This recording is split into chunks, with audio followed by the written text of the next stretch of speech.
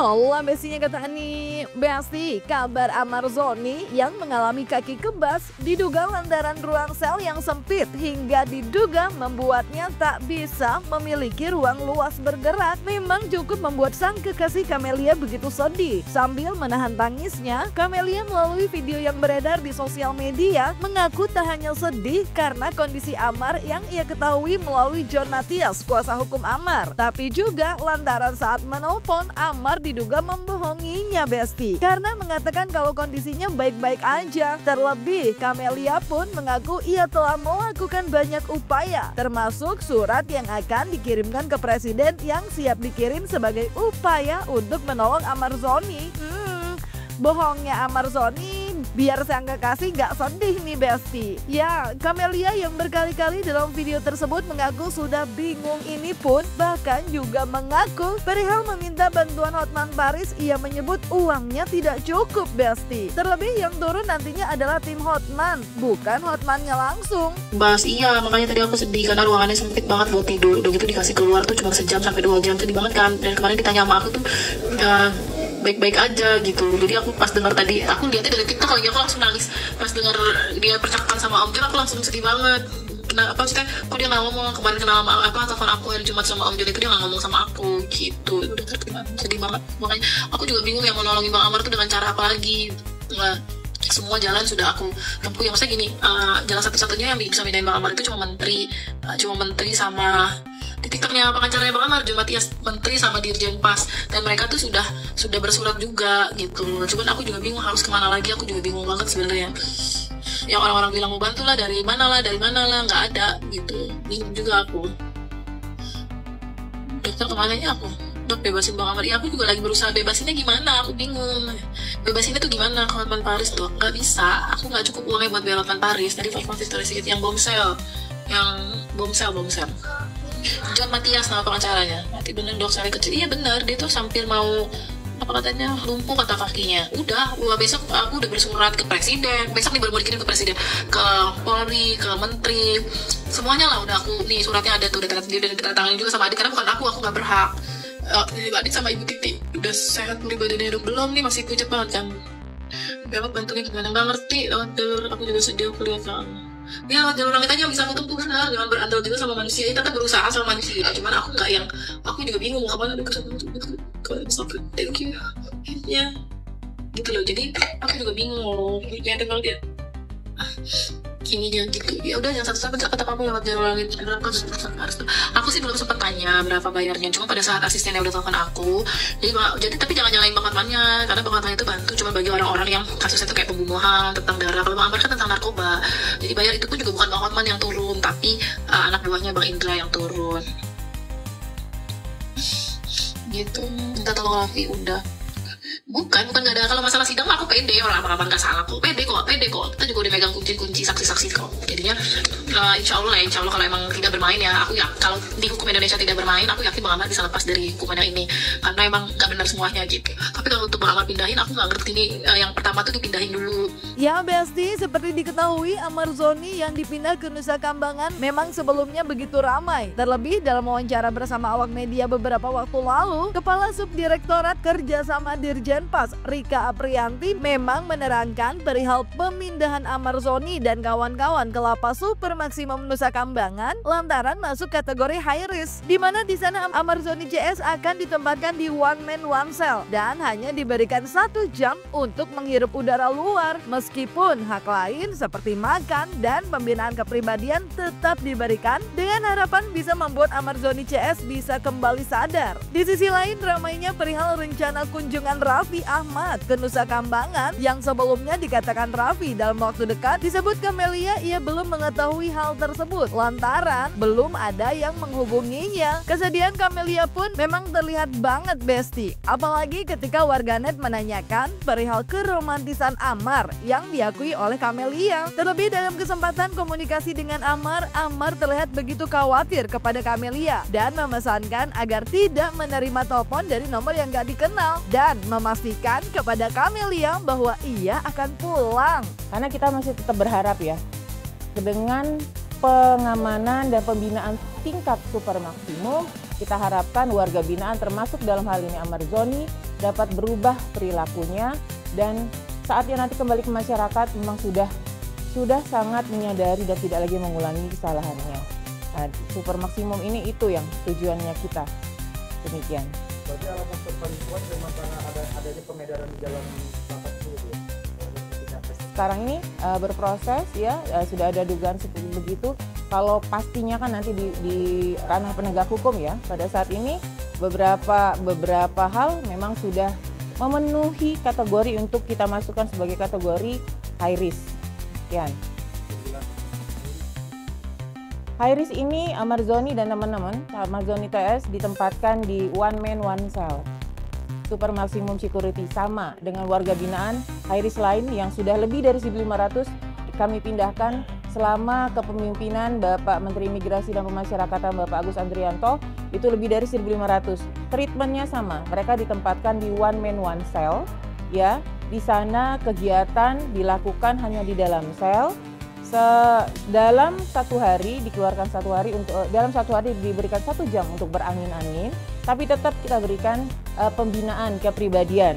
Misalkan kerohanian sesuai dengan agama dan kepercayaannya, pasti treatmentnya berbeda, tidak komunal ya, tidak berbareng-bareng, tidak bertemu. Bahkan kalau kami bisa kasih gambaran, di one man one cell ini juga petugas tidak bertemu langsung dengan warga binaannya.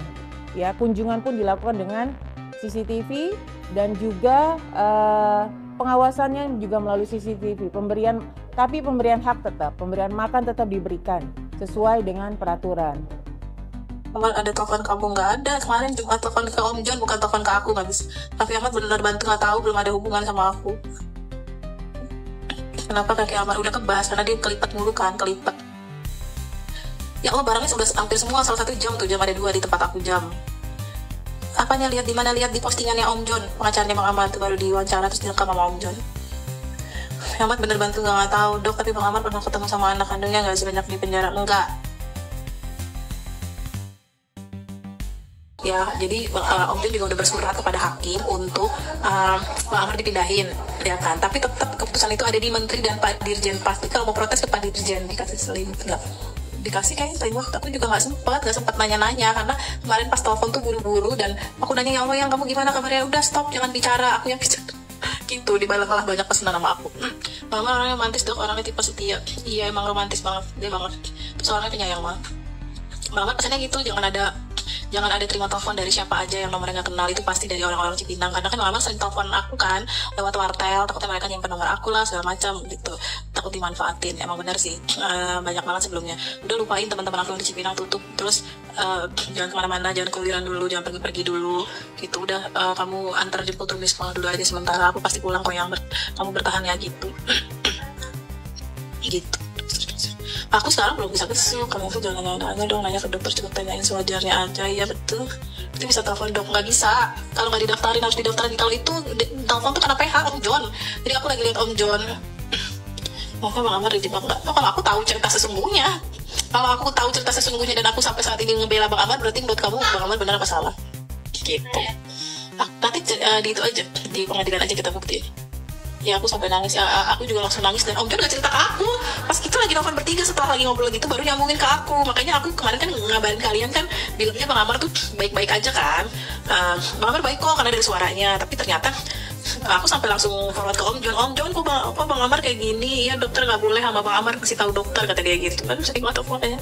Bilang kemarin ditanya baik-baik aja, bisa ditanya nggak dijawab, dia cuma aku suruh dengerin omongan dia gitu.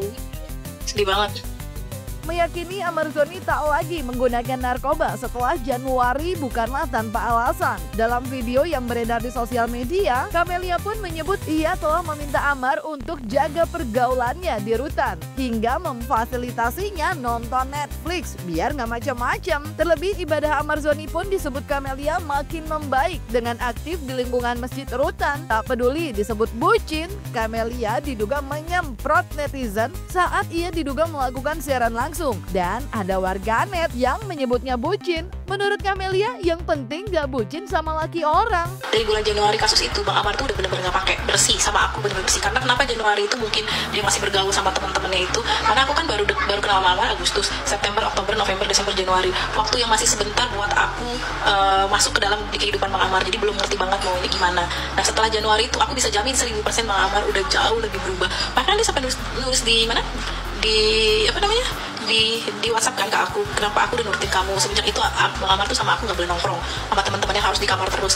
Waktu di Rutan dia kan bisa nonton film, bisa langganan Netflix segala macam, bla bla bla, udah aku fasilitasin semuanya biar dia tuh nggak macam-macam. Dia sholat ke masjid, dia ngumpulnya sama bapak-bapak, jadi humas masjid, jadi azan, dia jadi imam masjid sama azan setiap maghrib di lorong tempatnya dia. Jadi sumpah aku nggak bohong, aku nggak ngada-ngada yang dibilangin Om Jon tuh bener. Dulu di hatam Quran dia jadi marmut masjid itu bener, setelah kejadian Januari itu gitu. Udah banyak berubah dia, banyak banget. Ya benar, kebenaran akan menemukan jalannya. Sempit banget berarti ruang tahanannya ya. Iya, kenapa nggak kasus korupsi gede yang dibuang? Saya itulah Indonesia hukumnya. Kamu juga keluarga Konoha. Dokter kan bucin najis. Males banget kan orang-orang yang kayak gini, Meli so tau bucin. Nanti kalau gue kasih lihat, nah bucin siapa kaget.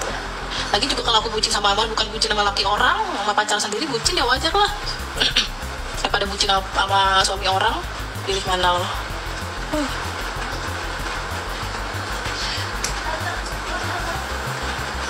Bagus demen ya sama kata-kata dokter. Iya bingung orang gue bucin juga sama pacar aku daripada sama laki orang nih. Males banget sama laki orang bucin. Tahu kita juga sama-sama udah ada rasa, kalau bucin wajar aja. Kalau bucin aku bucin wajar aja sih itu. Padamu dong. Satu kampus di tangan lain gitu manusia. Iya makanya kalian tuh jangan punya rasa iri deh. Jadi biar awet muda nih, aku murid tua tapi aku awet muda. Karena pernah iri kan orang urusan sendiri aja pusing, gimana urusin ini. Jogja hadir, halo Jogja, pernah ketemu sama almarhum belum? Aku belum sempat kenal. Aku cuma kenal sama omnya Bang Amar yang bapaknya Kemal. Uaknya pernah berobat gigi ke aku, terus pernah video call satu yang mana ya aku lupa, udah pernah.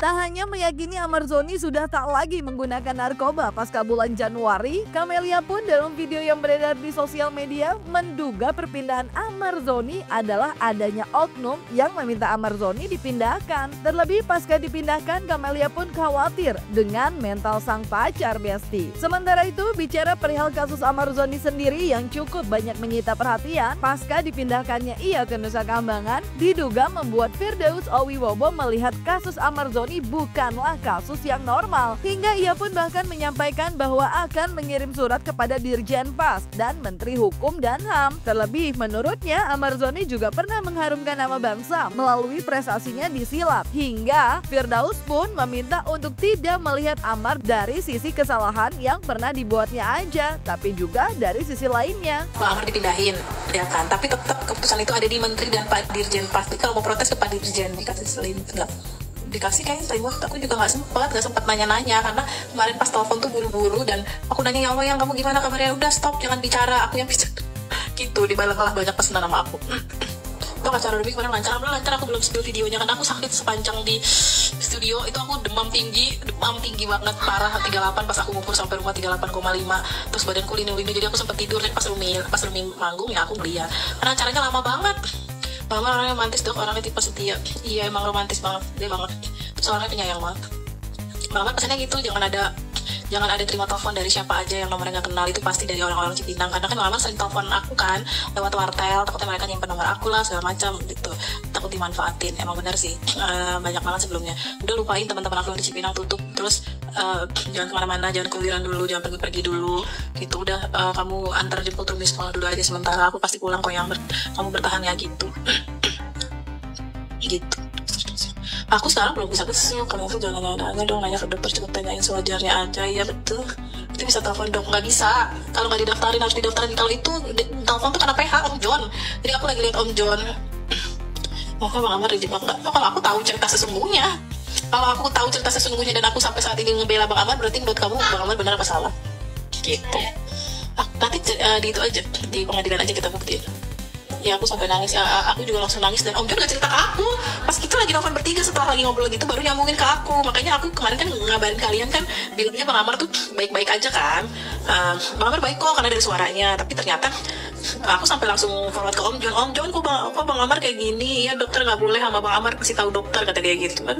Jadi sebenarnya saya melihat pada kasus Amar Joni ini udah bukan kasus yang normal ya, karena pemerintah lagi-lagi mengeksekusi Amar Joni melalui putusan berikutnya ya. Jadi ini udah melebihi batas kewajaran ya, karena putusan yang lebih dari 2 kali itu udah bukan residivis lagi, tapi putusan eksekutorial.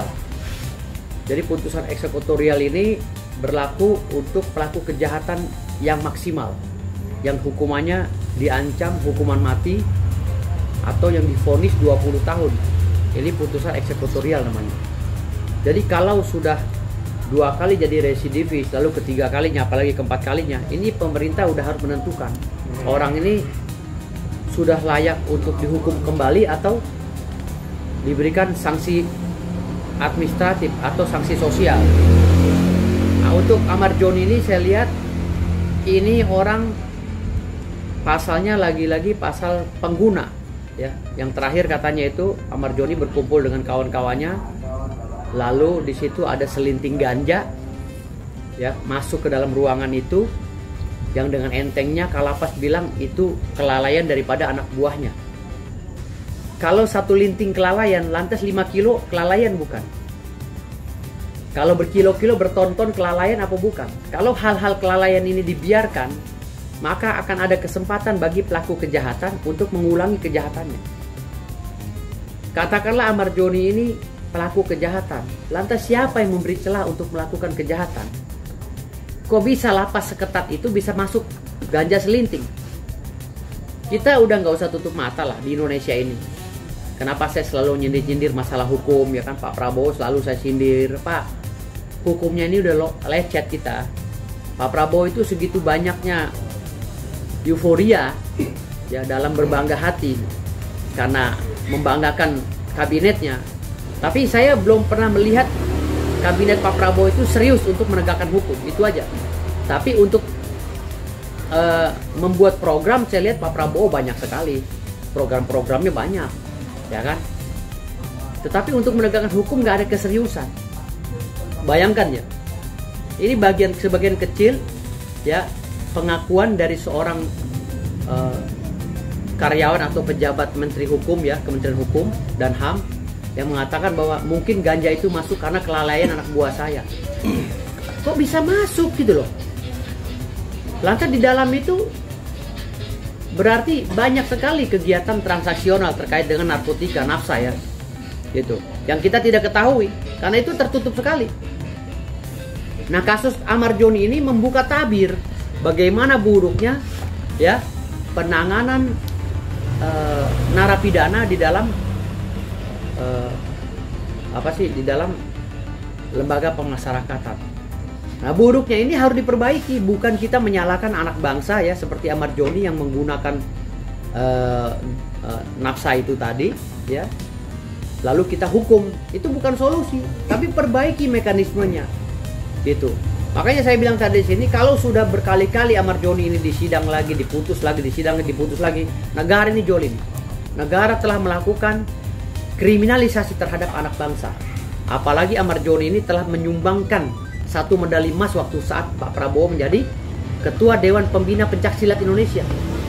Ini jasanya Amar Joni mengharumkan bangsa juga harus dilihat di sini. Jangan melulu dilihat dari kegiatan dia saat ini, karena dia mungkin frustasi, istrinya udah dinikah lagi sama orang ya kan, anak-anaknya udah tercerai-berai gitu loh, rumah tangganya udah nggak diselamatkan, dia akhirnya frustasi, lari lagi ke narkoba.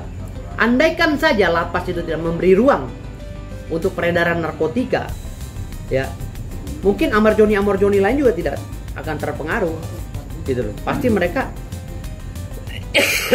akan nggak secara sistem, kalau barangnya nggak ada juga mereka nggak akan jadi pengguna. Yap Besti, kita lihat aja sidang berikutnya yang bakal segera digelar. Semoga semua mendapatkan keadilannya ya. Jangan lupa like, subscribe, komen, dan share biar bisa dapetin video berita kecil lainnya cuma di Kata Ani Besti.